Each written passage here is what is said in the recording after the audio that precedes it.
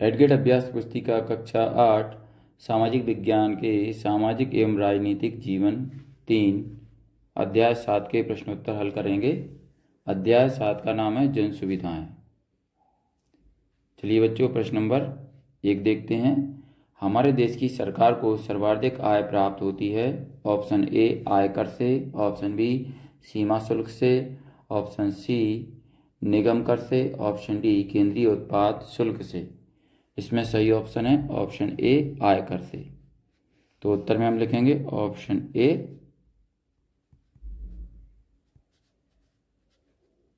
आयकर से। चलिए बच्चों आगे बढ़ते हैं, प्रश्न नंबर 2 पर आते हैं। पोर्तो एलेग्रे ने शिशु मृत्यु दर क्यों कम है? पोर्तो एलेग्रे में शिशु मृत्यु दर क्यों कम है?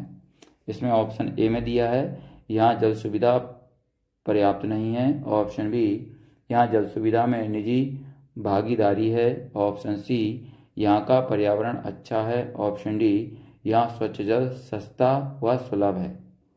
सही ऑप्शन है ऑप्शन डी यहाँ स्वच्छ जल सस्ता व सुलभ है। उत्तर में लिखेंगे ऑप्शन डी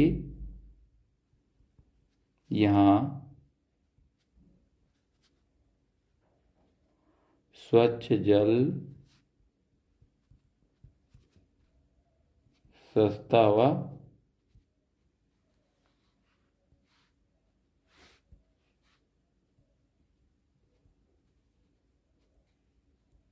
सुलभ है। चलिए बच्चों आगे बढ़ते हैं। अगला प्रश्न है प्रश्न नंबर 3। जनसाधारण को जन सुविधाएं मुहैया कराने पर प्रमुख दायित्व हैं। ऑप्शन ए सरकार का, ऑप्शन बी जनसामान्य का, ऑप्शन सी उद्योगपतियों का, ऑप्शन डी विद्वानों का। इसमें सही ऑप्शन है ऑप्शन ए सरकार का। उत्तर में लिखेंगे ऑप्शन ए सरकार का। अगला प्रश्न है प्रश्न नंबर 4। बजट में नहीं दर्शाया जाता है। ऑप्शन ए आगामी वर्ष की विकास योजना, ऑप्शन बी पिछले वर्ष का वित्तीय ब्यौरा, ऑप्शन सी आयकर के प्रावधान, ऑप्शन डी आगामी चुनाव की योजना। इसमें सही ऑप्शन है ऑप्शन डी आगामी चुनाव की योजना। तो उत्तर में लिखेंगे ऑप्शन डी आगामी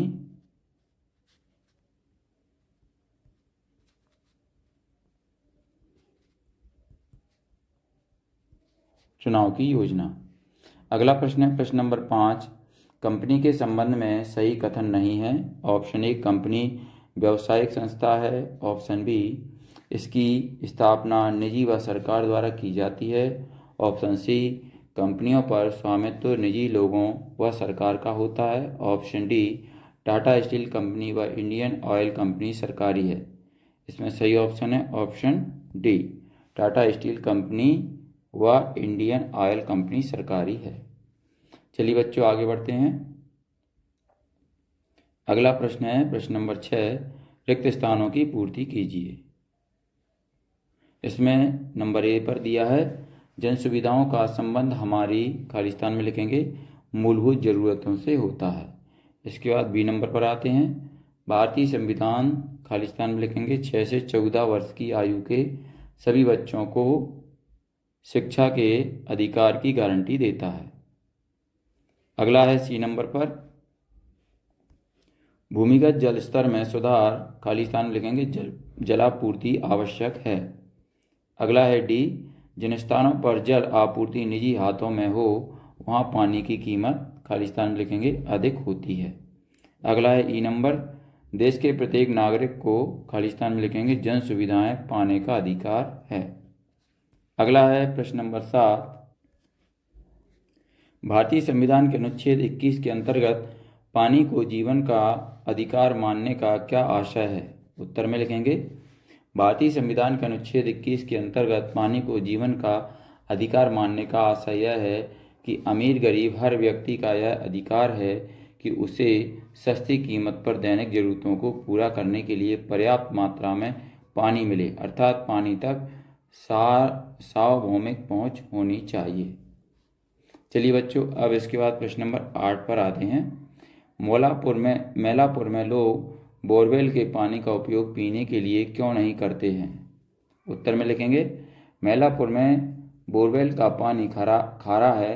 खारा पानी पीने योग्य नहीं होता, इसलिए वहाँ के लोग बोरवेल के पानी का इस्तेमाल शौचालय और साफ सफाई के लिए ही करते हैं। अगला है प्रश्न नंबर 9, दूषित पानी से होने वाली किन्हीं 3 बीमारियों के नाम बताइए। उत्तर में लिखेंगे दूषित पानी से होने वाली बीमारियां निम्न हैं। नंबर 1 दस्त, नंबर 2 पेचिस, नंबर 3 हैजा, नंबर 4 पोलियो, नंबर 5 त्वचा रोग। चलिए बच्चों आगे चलते हैं प्रश्न नंबर 10 पर। केंद्रीय सरकार द्वारा किए जाने वाले व्यय का सबसे अधिक हिस्सा कहाँ व्यय होता है। उत्तर में लिखेंगे केंद्रीय सरकार द्वारा किए जाने वाले व्यय का सबसे अधिक हिस्सा राज्यों को दी जाने वाली सहायता पर व्यय होता है। अगला है प्रश्न नंबर 11, जलापूर्ति की कमी का बोझ ज्यादातर गरीबों पर पड़ता है, समझाइए। उत्तर में लिखेंगे जलापूर्ति की कमी का बोझ ज्यादातर गरीबों पर पड़ता है, क्योंकि जब मध्यम वर्ग के लोगों के सामने पानी की किल्लत पैदा हो जाती है तो इस वर्ग के लोग ज़्यादा आसानी से इसका हल ढूंढ लेते हैं। वे बोरवेल खोदकर, टैंकरों से पानी खरीदकर या बोतलबंद पानी खरीदकर अपना काम चला लेते हैं। अगला है प्रश्न नंबर 12, आपके क्षेत्र में उपलब्ध किन्हीं 5 जन सुविधाओं के नाम बताइए। उत्तर में लिखेंगे हमारे क्षेत्र में उपलब्ध 5 जन सुविधाएं निम्न हैं। नंबर 1 बिजली, नंबर 2 सार्वजनिक परिवहन, नंबर 3 विद्यालय, नंबर 4 कॉलेज, नंबर 5 अस्पताल। अगला है प्रश्न नंबर 13, निजी कंपनियां जन सुविधा के कामों में रुचि क्यों नहीं लेती हैं। उत्तर में लिखेंगे निजी कंपनियां मुनाफे के लिए चलती हैं। ज़्यादातर जन सुविधाओं में मुनाफे की गुंजाइश नहीं होती। उदाहरण के लिए नालियों को साफ रखने या मलेरिया रोधी अभियान चलाने में किसी कंपनी को मुनाफा नहीं होता, इसलिए निजी कंपनियां जन सुविधा के कामों में रुचि नहीं लेती।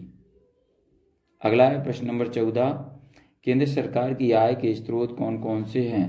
उत्तर में लिखेंगे केंद्र सरकार की आय के स्रोत सीमा शुल्क, केंद्रीय उत्पाद शुल्क, भिन्न राजस्व, आयकर, निगम कर, उभार एवं अन्य देयताएं, माल एवं सेवा कर।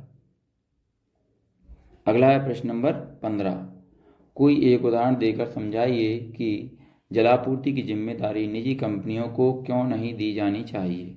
उत्तर में लिखेंगे जलापूर्ति की जिम्मेदारी निजी कंपनियों को नहीं देनी चाहिए, क्योंकि जहां यह जिम्मेदारी निजी कंपनियों को सौंपी गई, ऐसे कुछ मामलों में पानी की कीमत में भारी इजाफा हुआ। इस कारण वहां बहुत सारे लोगों के लिए पानी का खर्च उठाना संभव नहीं हो पाया। ऐसे शहरों में लोगों के विशाल प्रदर्शन हेतु बोलीविया आदि देशों में तो दंगे भी फैल गए, जिसके दबाव में सरकार को जलापूर्ति व्यवस्था निजी हाथों से छीनकर दोबारा अपने हाथों में लेनी पड़ी। प्रश्न नंबर 16 है, पता लगाइए कि आपके घर में कौन कौन सी जन सुविधाएं मिल रही हैं। क्या इन जन सुविधाओं में कोई सुधार की आवश्यकता है। तो उत्तर में लिखेंगे प्राप्त सुविधाएं, पहला है पानी की आपूर्ति पर्याप्त है, इसके दुरुपयोग को रोकने की आवश्यकता है। अगला है गैस कनेक्शन, गैस सिलेंडर की कीमत कम की जानी चाहिए। इसके बाद बिजली की आपूर्ति पर्याप्त है। अगला है सफाई व्यवस्था, सफाई कर्मचारियों को अपने कर्तव्यों का निर्वाह कर समय पर कचरा एकत्रण गाड़ी पहुंचानी चाहिए। इसके बाद है सड़कों की समय समय पर मरम्मत की आवश्यकता है। अगला है प्राथमिक चिकित्सालयों में कर्मचारियों की संख्या बढ़ाने की आवश्यकता है। अगला है प्रश्न नंबर 17, भूमि जल का स्तर लगातार नीचे जा रहा है, इसे रोकने के लिए अपने सुझाव लिखिए। उत्तर में लिखेंगे भूमि जल स्तर को गिरने से रोकने के लिए निम्नलिखित कदम उठाए जा सकते हैं। नंबर 1 वर्षा जल का संग्रहण करना, नंबर 2 विभिन्न जलाशयों का निर्माण करना, नंबर 3 भूमिगत जल का कृत्रिम रूप से पुनर्भरण करना। और नंबर 4, घरेलू स्तर पर जल का उचित व संयमित उपयोग एवं उद्योगों में पानी का चक्रीय उपयोग करना। प्रश्न नंबर 18 पर आते हैं। जल संरक्षण के लिए आप क्या क्या तरीके अपना सकते हैं, अपने सुझाव लिखिए। उत्तर में लिखेंगे, जल संरक्षण के लिए हम निम्नलिखित तरीके अपना सकते हैं। नंबर 1, घर के दैनिक कार्यों में पानी का कम से कम उपयोग करें, व्यर्थ पानी न बहाएं। इसके बाद नंबर 2, नल एवं पाइपलाइन से पानी का रिसाव रोकना चाहिए। नंबर 3, बगीचे एवं उद्यानों में आवश्यकता होने पर ही पानी देना चाहिए। और नंबर 4 है, खेतों में पाइप से पानी देने की बजाय फव्वारा विधि से पानी देना चाहिए। इसके बाद 5वां नंबर है, वर्षा जल का संरक्षण करना चाहिए। प्रश्न नंबर 19 पर आते हैं। एक सामान्य नागरिक के नाते आपकी क्या क्या बुनियादी आवश्यकताएं हैं, लिखिए। उत्तर में लिखेंगे, एक सामान्य नागरिक के नाते भोजन, स्वास्थ्य, स्वच्छता, कपड़ा, मकान, बिजली, पानी, सार्वजनिक परिवहन, विद्यालय, कॉलेज, जनसंचार के माध्यम हमारी बुनियादी आवश्यकताएं हैं। तो बच्चों, यहाँ पर ये हमारा अध्याय 7 समाप्त होता है। अगर आपको हमारा वीडियो अच्छा लगता है तो इसको लाइक करें, अपने दोस्तों के साथ शेयर करें। इसी तरीके के और भी वीडियो पाने के लिए हमारे इस चैनल को सब्सक्राइब करना न भूलें। धन्यवाद।